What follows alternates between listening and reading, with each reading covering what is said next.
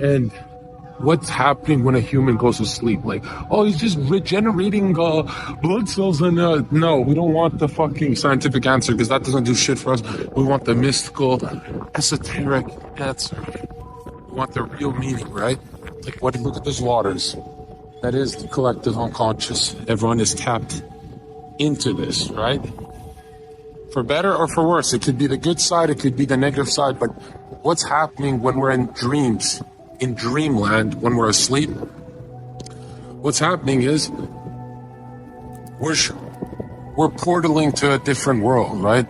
We're shifting states throughout the day, and then the big shift is the pre-night ritual, right? This is why it's so important to go, for your walk and take out all the anxiety, everything out of your system, all the jitters, all that. You have to go to sleep in a calm, winning state, right? This is more important than anything you do with your life, because as you're entering theta and you're drifting off into sleep, what's happening is you're emotionally watering the next star in your world, right? And again, the solar, the conscious state, and the lunar, the unconscious state, when they meet in that sleepy, that kind of in between wakefulness and sleep, right there is the birth from the masculine solar and the feminine lunar. There's the new star, which is the new idea, and the idea is actually the new world. And it's not that you're creating you're just fine-tuning yourself into a different vibration of the same reality. So it could be a world where you're more rich, a more abundant world for you. And what would that abundant world be like? Usually it comes with a calmer state, right? You're not like, oh, I gotta pay bills. You're just calm, going to bed. And you have to master this. Once you master this, you get this new energy when you talk to people.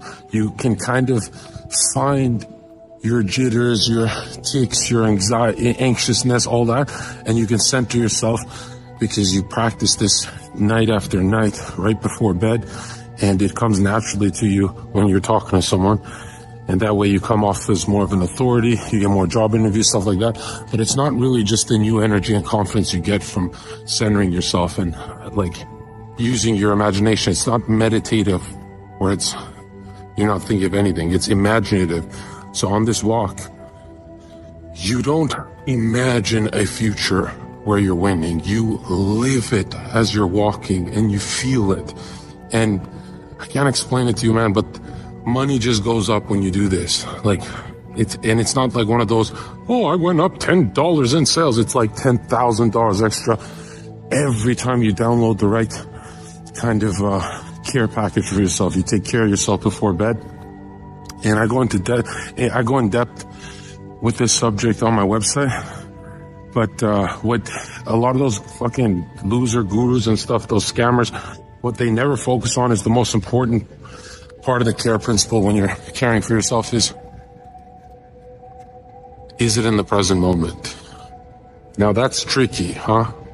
That means for anything you want, if it hasn't worked for you, it's not your real want, it's not your real desire. We have a ton of illusions and fake wants, so I get that. That part's tricky. But once you align to what you want, and then you realize, oh shit, I already have it. I have everything I need. I have that in my imagination, and that fulfills me completely, right?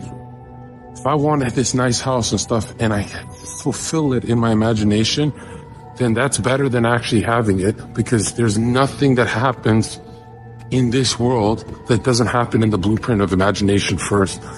You get it? And when it comes a lot bigger than you imagined, always. Right? But you have to have faith in that care principle, that God is taking care of you, that your blessings are being fulfilled, and that there's no guilt or shame to you absorbing the blessing, which was for like a decade my issue. When my life would go good, I'd be like, oh, I don't want anything else. No. Stop. There's no, hey man, I've gotten too much from God. No, man, the blessings are endless. You just keep taking more and live a righteous life to your path. Doesn't have to be righteous to others. It just has to be righteous in your trajectory, that you got better over time. You're getting better over time. You don't have to turn into Gandhi overnight. Yeah. And, yeah, I'll be making a whole video on this subject this week, and I'm gonna break it down scientifically. So, because a lot of you guys are like, damn, I really like the esoteric stuff. When you're not just talking about the mystical, you're actually breaking it down, like how did thoughts molecularly change? Like, let's look at the study or the CIA documents that talk about, yeah, your brain can tune into different worlds. Yeah. So, okay, guys, I love you guys. And I don't mean that like, oh, I love you guys because you support me and stuff. I love you guys because I